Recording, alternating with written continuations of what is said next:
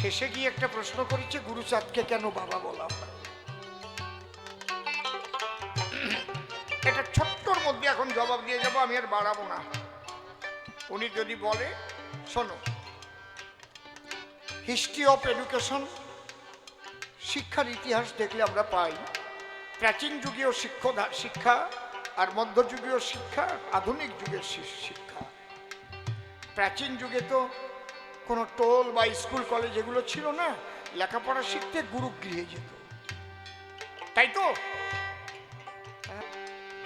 তাহলে প্রাচীন যুগে শিক্ষা নিত কোথায়? গুরুগৃহে। শ্রীকৃষ্ণ বলরামও কিন্তু সন্দীপনী মুনির গৃহে গিয়ে করেছে বিদ্যায় অধ্যয়ন। ভালো করে বুঝবেন শিক্ষার কত প্রয়োজন। যাকে আমরা বলছি ঈশ্বর পরম কৃষ্ণ সচ্চিদানন্দ বিগ্রহ অনাদিরাদি গোবিন্দ সর্বকারণে কারণম, তিনিও লেখাপড়া শিখতে গেছেন কোথায়? গুরুগৃহে। মধ্যযুগে আমরা বলি কি, রাধা অঙ্গ কৃষ্ণ অঙ্গ মিলে হলো শ্রী গৌরাঙ্গ, সঙ্গে নিয়ে সাঙ্গ পাঙ্গ করলেন এসে হরিনাম বিতরণ। সেই গৌরাঙ্গ কিন্তু টোলে পড়তে গেছে, মধ্যযুগে টোল হয়েছে, ত্রিপাঠী হয়েছে। তাহলে যত রাধা কৃষ্ণ এক হোক না কেন, পড়াশোনার দরকার আছে। আধুনিক যুগে শিক্ষার দায়িত্ব নিয়েছে সরকার, এই জন্য সবার সমান অধিকার, সর্বশিক্ষা অভিযান। যে টাইমটা দলিত পতিত লাঞ্ছিত বঞ্চিত মানুষের কোনো শিক্ষার অধিকার ছিল না, কোনো অবতার এসে এই বঙ্গদেশে একটা স্কুল কলেজ, একটা প্রাইমারি স্কুলও কেউ করে দেয়নি। কিন্তু এটা আমি তাদের দোষ দিচ্ছি না, তারা সময় পায় নাই, ধরে নিলাম। এই জায়গা কেউ হাত দেয় নাই, এই জায়গায় একমাত্র হাত দিয়েছে আমার বাবা গুরুচাঁদ ঠাকুর।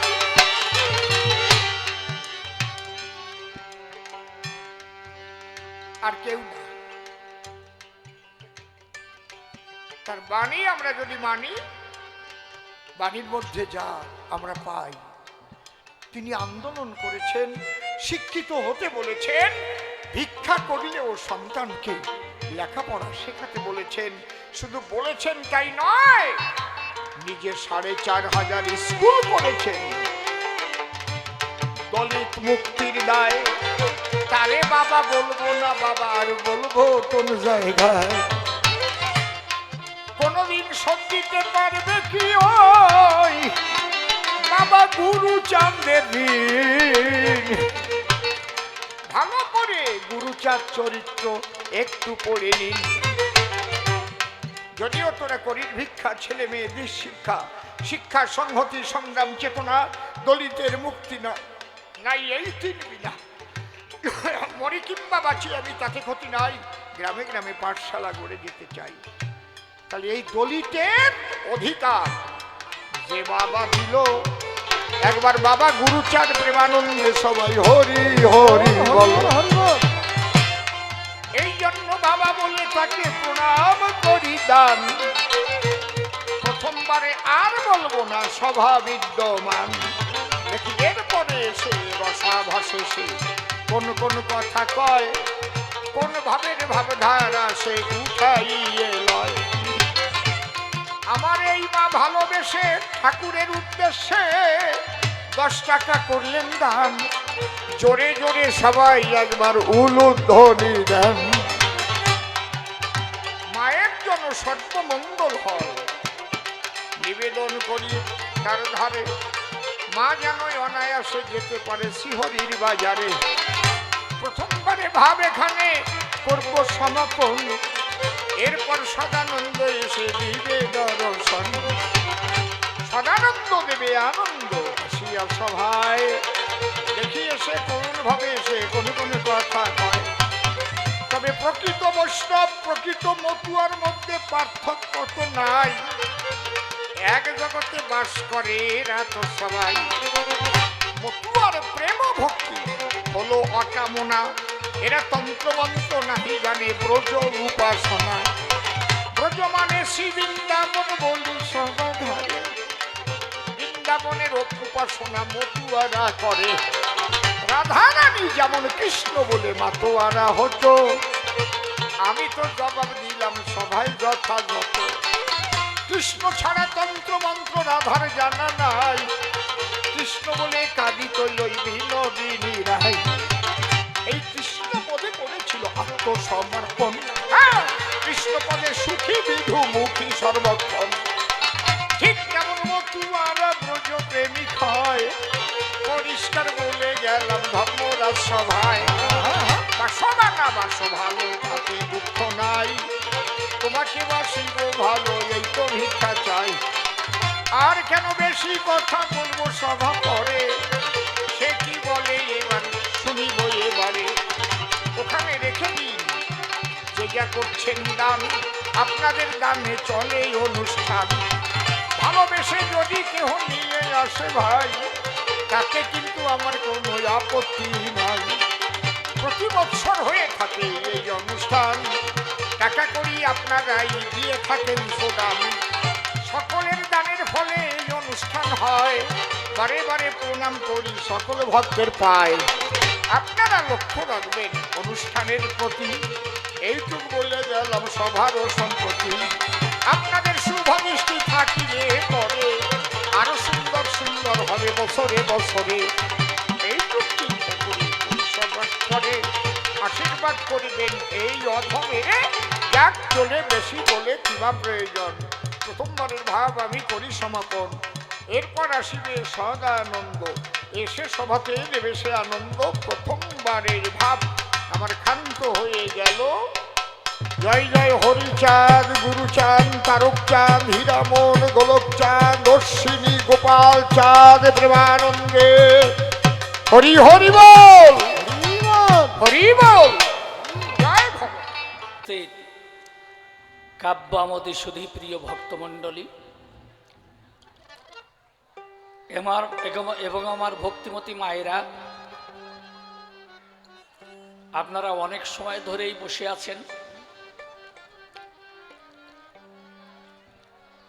এখানেই তো সবাই।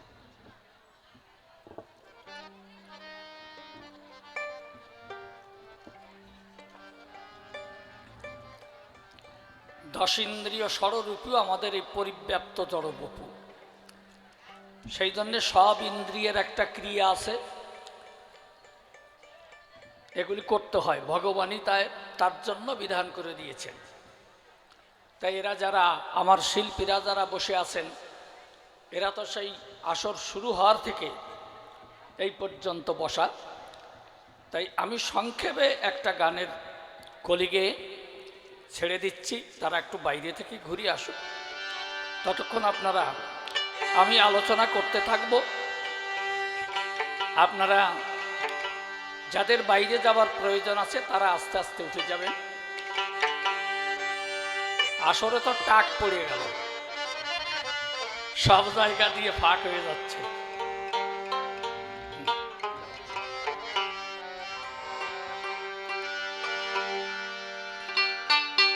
আমি কেমন করে পাবো গুরু তোমার চরণ, আমি কেমন করে পাবো তোমার চরণ, আমি কেমন করে পাবো গুরু তোমার চরণ।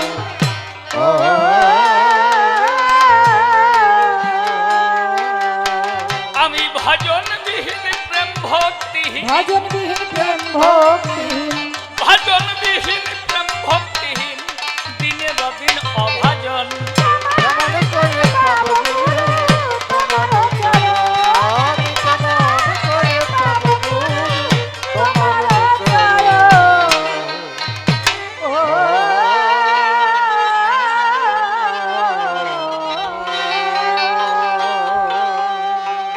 রাত্রিও হয়ে গেছে বেশি, আমার পাগলও বলে গেছে বেশি বেশি। আপনারা সবাই হয়েছেন খুশি, আমার কিন্তু সন্দিগ্ধ হলো মন। যেভাবে প্রশ্ন করেছিলাম পাগলের ধারে, পাগল প্রত্যেকটি প্রশ্ন ধরে ধরে সুন্দর করে জবাব করেছেন অর্পণ। কিন্তু আছেন যত জ্ঞানবান, আপনারা ভেবে দেখেন এটা তো হলো কবি গান। আপনাদের সবার ভালো লেগেছে, আমারও ভালো লেগেছে, কিন্তু তাই বলে আমি নয় আপনাদের মতন। ভেবে দেখেন নরনারী, আমি যদি ওইটা স্বীকার করি তাহলে হয় না আর কবিগানের মতন। কবিগানে যতই সুন্দরভাবে দেবে জবাব, তবু প্রশ্নকর্তার ধরতে হবে অভাব। তাই আমারও তেমনি স্বভাব করতে হবে ধারণ। খুলে বলি আপনাদিগের কাছে, যেভাবে জবাব দিয়ে গেছে যে যে জায়গায় ফাঁক আছে, আমি ওই জায়গায় কিন্তু খোঁজ ধরাই দিয়ে যাব এখন। যাক, তাহলে আমার যে প্রথম প্রশ্নকানা ছিল নিশ্চয়ই আপনাদের মনে হলো। আমি বলেছিলাম এই পাগল তত্ত্ব করে উদ্ঘাটন। আমি পাগলের কাছে জানতে চাই, ইতিপূর্বে সত্য ত্রেতা দাপর কলি, এর মধ্যে কিন্তু কোনো পাগল নাই।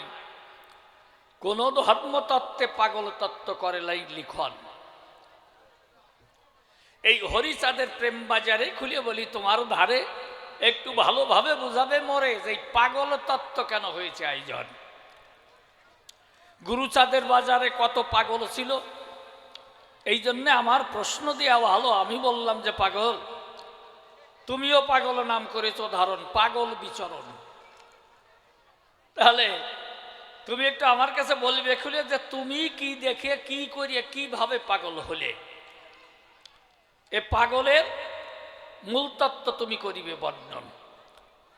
যাই হোক, আগল খোলা মানুষ যারা এই জগতে পাগল, তারা আমার বিচরণ পাগলের আলোচনারও ধারা আপনারা সবাই বসে বসে করেছেন শ্রবণ, আমিও শুনেছি। তাই যদিও তার মধ্যে আমার কোনো আপত্তি নাই, কিন্তু আমার অন্তরে পুনঃ কিছু প্রশ্ন হয়েছে জাগরণ। এই জন্যে মনে আছে, ভাবো এইবার আমি আমার প্রশ্নের ভূমিকায় যাব, আপনারা বসে বসে তাই করবে না কর্ণন।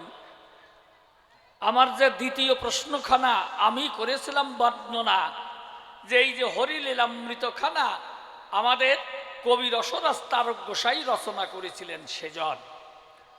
তাহলে উনি ওই শাস্ত্রে করেছেন প্রমাণ যে হরিচাঁদ হলেন পূর্ণ ব্রহ্ম ভগবান, পূর্ণানন্দ ভগবান। এটা নিজের হাতে করেছেন লিখন। তাহলে পূর্ণ ব্রহ্ম হয় কি করে তুমি একটু বলে যাবে আমার ধারে। তারক গোসাই বললেন আর সবাই বিশ্বাস করবে, এটা কেমন করে হয়। হ্যাঁ, এতদিন যে সমস্ত ধর্মগ্রন্থ রচনা হয়েছিল, যেমন ত্রেতায় হলো রামায়ণ, সত্যযুগে নারায়ণ এলো, আপনাদের সকলেরই জানার হলো। এখানে ভগবান জগতে করি অবতরণ। এরপরে রামরূপ ধরে এসেছিলেন অযোধ্যা, এই দশরথের ঘরে এক বিষ্ণু চতুরংশে নিয়েছিলেন জন্ম। তাহলে সেইটা মহামুনি বাল্মীকি, যিনি নিজে হাতে কলম ধরে তিনি ব্রহ্মার আদেশ শিরোধার্য করে করেছেন নিয়োজন। যে বাল্মীকি মুনি আগে ছিলেন দস্যু রত্নাকর, আমি তার পরিচয় দিয়েছিলাম সভাপর। 60,000 বৎসর কিন্তু রাম নাম করে সাধন, উই প্রকার ঢিপির ভিতরে খুলে বলি আপনাদিকে গোচরে এই রাম নাম ভজন করে পরে ব্রহ্মার দ্বারা হলো উদ্ঘাটন। নারদ ব্রহ্মা ওই পথে ফিরে এলো, এসে তখন এই বাল্মীকে উদ্ধার করেছিল। বাল্মীকি মানে উই পোকা, উই পাকার বাসার ভিতরে এই মুনি 60,000 বৎসর ধরে করেছিলেন সাধন ভজন। এই জন্য বাল্মীকি নাম পায়, আমি দিলাম পরিচয়। ব্রহ্মার আদেশে এই নাম করলো ধারণ। আর আমি জানাই আপনাদিগের বাকে ব্রহ্মারই আদেশে কিন্তু এই মহামুনি বাল্মীকি রামায়ণ লেখে। ভগবান রামচন্দ্র জগতে করে অবতরণ, রাম রাজীব লোচন জগতে এলো, এক বিষ্ণু চতুরংশ ছিল, তাই তো তা হতে লেখা হলো রামায়ণ। তবে একটা কথা বলি আপনাদিগের পুরো ভাগে, এখানেও বাল্মীকি মুনি রাম জন্ম নেবার 60,000 বৎসর আগে লিখেছিলেন এই রামায়ণ। কি দেব পরিচয়? তাহলে এটা সহজ মানুষ নয়। রাম হলো তার আরাধ্য ধন। আপনারা ভেবে দেখেন, সবাই যে রামচন্দ্র জগতে জন্মধারণ করে নাই, অথচ ওই বাল্মীকি মুনি তাই তার লীলা কথা করেছেন লিখন। তাহলে যেজন আসে নাই চরাচরে সে এসে কি করবে এই ভবের বাজারে, কলম ধরে যেজন লিখতে পারে সে মানুষটা কেমন? এত বড় সাধক জগতে ছিল, এই জন্যে তা থেকে রামায়ণ এলো।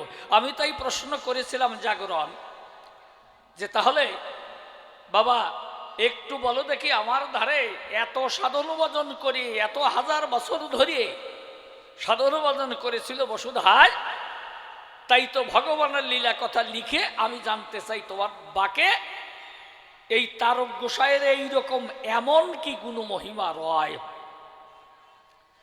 আর করেছিলাম প্রকাশ, যিনি দাপরে মহামুনি বেদব্যাস, ইনিও কিন্তু সহজ নয়। যেদিন কুরুক্ষেত্র যুদ্ধ হবে, খুলে বলি আপনাদেরকে রেবে, তখন ওই যে কৃষ্ণ প্রাণ মাধবে সেখানে অর্জুনের সারথ্য নিয়ে হয়েছিলেন উদয়।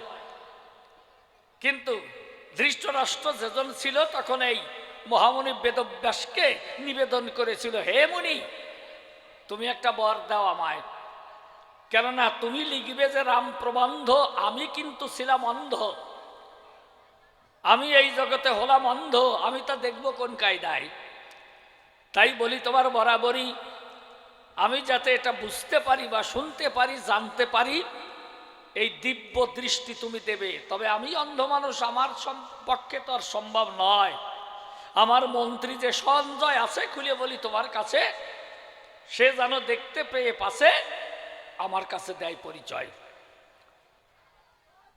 জানতে পেয়ে এই খবর ওই মহামুনি বেদব্যাস দিয়েছিলেন বর, তার জন্য সঞ্জয় দিব্য দৃষ্টি পায়। সেই দিব্য দৃষ্টিতে তখন ওই কুরুক্ষেত্রের যুদ্ধে কি কি হলো, তাই দিব্য দৃষ্টিতে দেখেছিল। উনি ঘরে বসে ধৃতরাষ্ট্র রাজার কাছে বর্ণনা দেয়। তাহলে এটা ইনিও মানুষ কম নয়।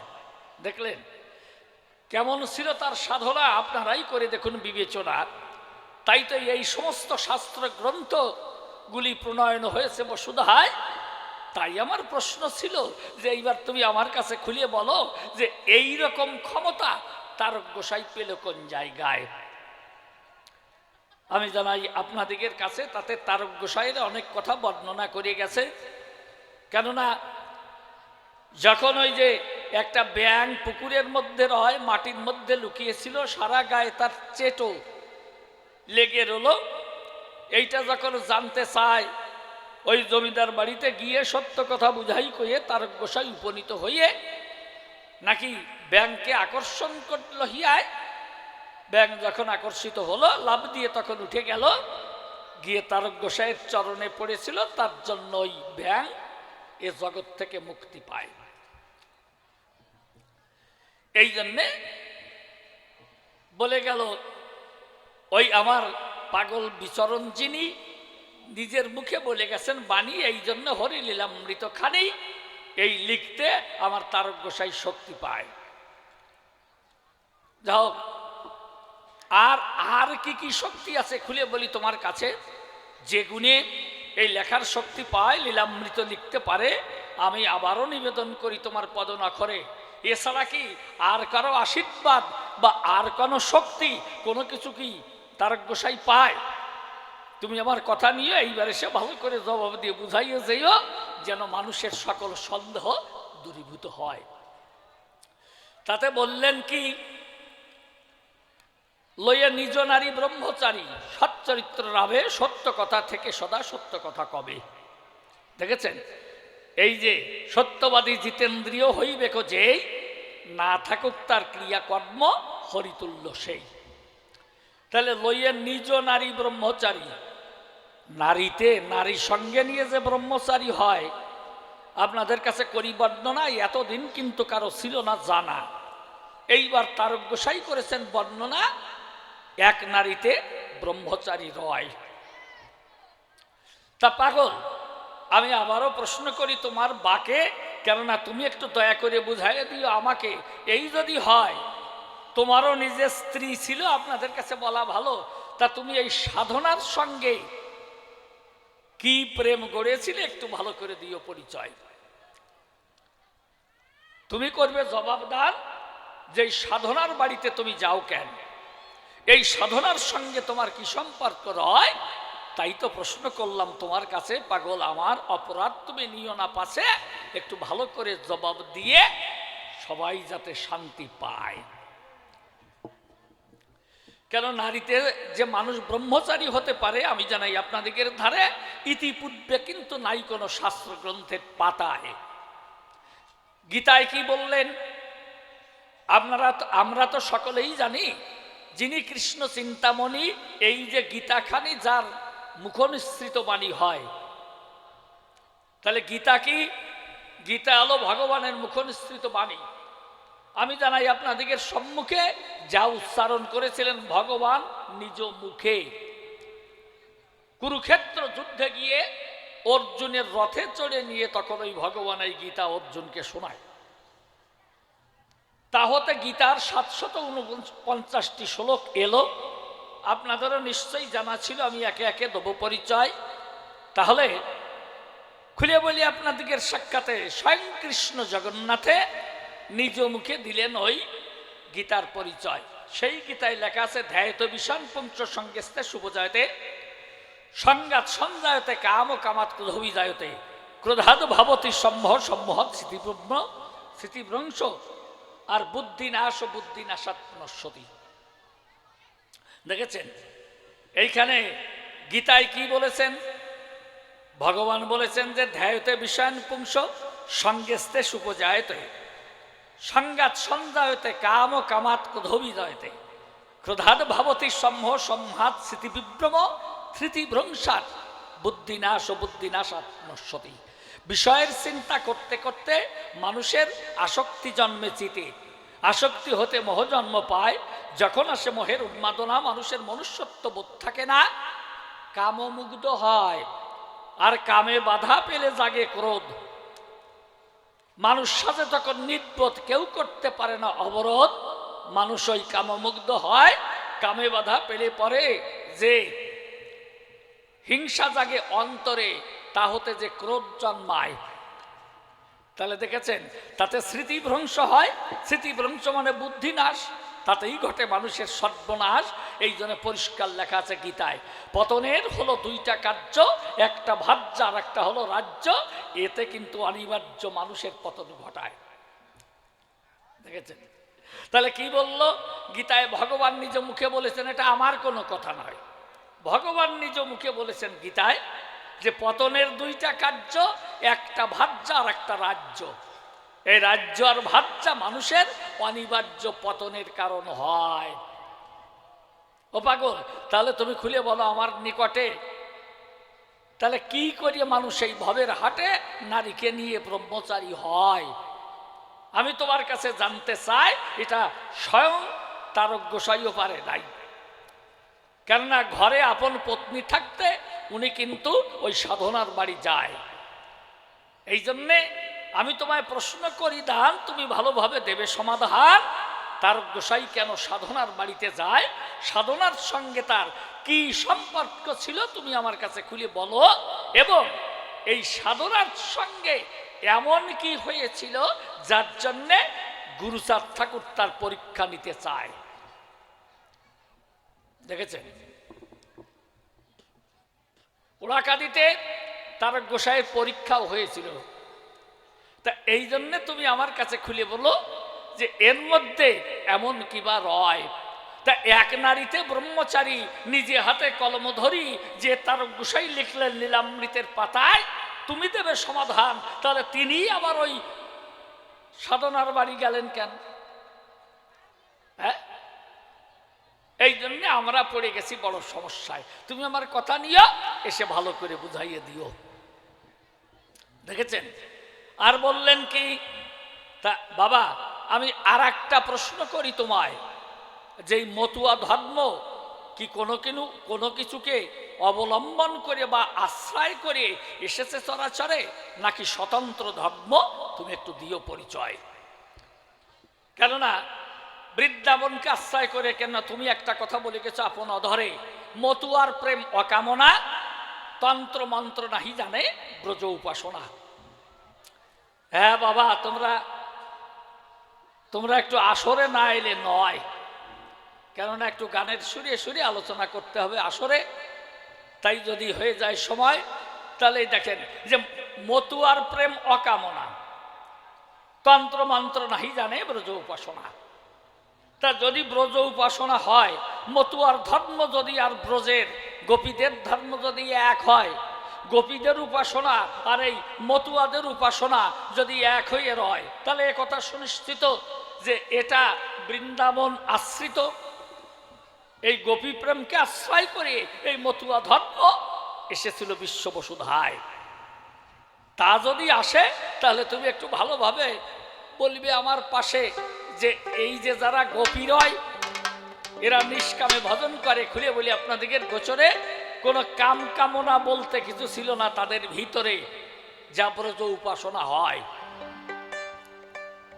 কি বাবা ঠিক তো?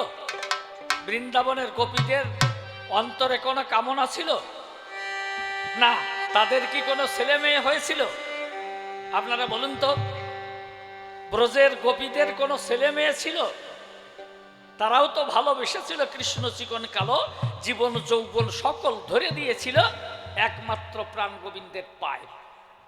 তা এই যদি হয়, তাহলে বলো এই গোপীদের কোনো ছেলে মেয়ে হয় নাই? আমি তোমার কাছে জানতে চাই, যিনি বৃন্দাবনের বিনোদিনী রায়, সেই রাধারানী যারে কয়, রাধারানীকে যে এত ভালোবেসে যিনি শ্যামল ঋষিকেশে এই বৃন্দাবনে কালকাটায়, এরপরে যখন বৃন্দাবন পরিত্যাগ করে কৃষ্ণ গেল মথুরাপুরে, এই রাধারানী বিরহ জ্বরে জর্জরিত হয়।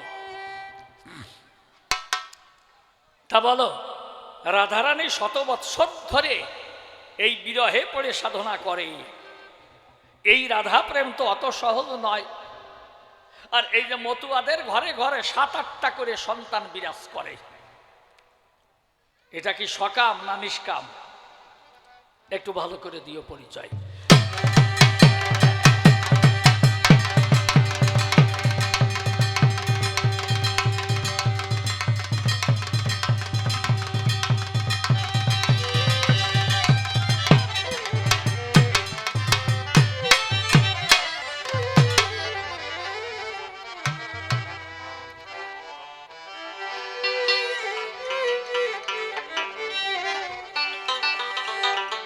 বৃন্দাবনে রাধারানী হয়ে কৃষ্ণ প্রেম উন্মাদিনী, যে বিরহের নিদারুণ মূর্তিমতি বিগ্রহ কৃষ্ণ বলে কেঁদে কেঁদে কালকাটায়। ও বাবা, আমি তোমার কাছে জানতে চাই, মতুয়াদের মধ্যে তো এইরকম জ্বালা পোড়া নাই। তাহলে তুমি একটু খুলে বলো আমায় যে এই ব্রজগোপীর প্রেম আর এই মতুয়ার প্রেম এক কিনা? যদি নিষ্কামের বাজারে তারা রয়, মতুয়া ধর্ম যদি নিষ্কামকে ভিত্তি করে এটা দাঁড়িয়ে থাকে নিষ্কাম বাজারে বা নিষ্কামের উপরে, তাহলে কি করি মতুয়ার ঘরে এইরকম 4, 5টা, 6টা, 7টা ছেলে মেয়ে হয়? তুমি আমার কথা নিও, একটু ভালো করে বুঝাইয়ে দিও। ওরে ভালোবাসায় ঘটালো কি জ্বালা, প্রাণ সই রে, কার গলায় পরাবো ফুলের মালা। ভালোবাসা ঘটালো কি জ্বালা, প্রাণ সইবে, কার গলায় পরাবো ফুলের মালা। কথা কইতে নারী সইতে নারী, কইতে নারী সইতে নারী, কাঁদি যে একলা, কার গলায় পরাবো ফুলের মালা। ভালোবাসায় ঘটালো কি জ্বালা, প্রাণ সইবে, কার গলায় পরাবো ফুলের মালা। হ্যাঁ, বাবু কোনো অসুবিধা? কোনো অসুবিধা?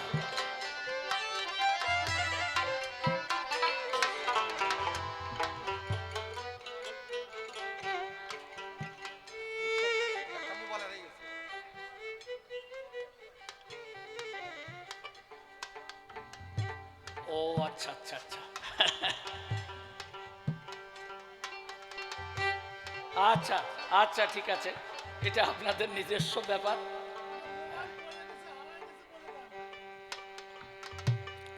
কোনটা বলবেন না আমি বলবো? বলে দেব। উপস্থিত ভক্তবৃন্দ, একটা মোবাইল পকেট থেকে পড়ে গেছে, মোটামুটি যেভাবেই হোক হারিয়ে গেছে। যদি কেউ পেয়ে থাকেন তাহলে আপনারা এখানে যোগাযোগ করবেন বা এখানে এসে দিয়ে যাবেন, এই অনুরোধ রইল সভায়। ও কথা কইতে নারী সইতে নারী, নারী সইতে নারী, কইতে নারী সইতে নারী, কাঁদি যে একলা কাগলাই পরাবো ফুলের মালা ও সইবে, তার গলায় পরাবো ফুলের মালা। জ্যোৎস্না স্নাত শিউলি ঝরা চাঁদিনী রাতে, হারাইয়েছি প্রাণ বন্ধুরে অচেনা পথে। অচেনা পথে জ্যোৎস্না স্নাত শিউলি ঝরা চাঁদিনী রাতে, হারাইয়েছি প্রাণ বন্ধুরে অচেনা পথে। অচেনা পথে ওই এখন মিশে হলো আধার রাতে আশার প্রদীপ জ্বালা, আর মিশে হলো আধার রাতে আশার প্রদীপ জ্বালা। কি বেদনায় কাঁদি আমি, কি বেদনায় কাঁদি আমি, যাই না কারো বলা। তার গলায় পরাবো ফুলের মালা ও সইবে, তার গলায় পরাবো ফুলের মালা। আমি আঘাত পেয়েও করি কেন ভালোবাসার গান, তবু তো ফুরালো না মোর ব্যথার পাখা।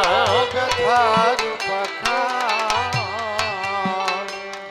আমি আঘাত পেয়েও করি কেন ভালোবাসার গান, তবু তো ফুরালো না মোর ব্যথার পাখা। ও ব্যথার পাখা, ভাবে তার জন্য যার কাঁদেলো প্রাণ, যায় কি তারে ভোলা। যার জন্য যার কাঁদে গো প্রাণ, যায় কি তারে ভোলা। কি বেদনায় কাঁদি আমি, কি বেদনায় কাঁদি আমি, যাই না কারো বলা। কার গলায় পরাবো ফুলের মালা ও সইবে, কার গলায় পরাবো ফুলের মালা। পাপড়ি ঝরা পথের ধোলায় ছিন্ন শতদল, বাজে কানে কে যেন কয় চল রে এবার ও চল। চল রে এবার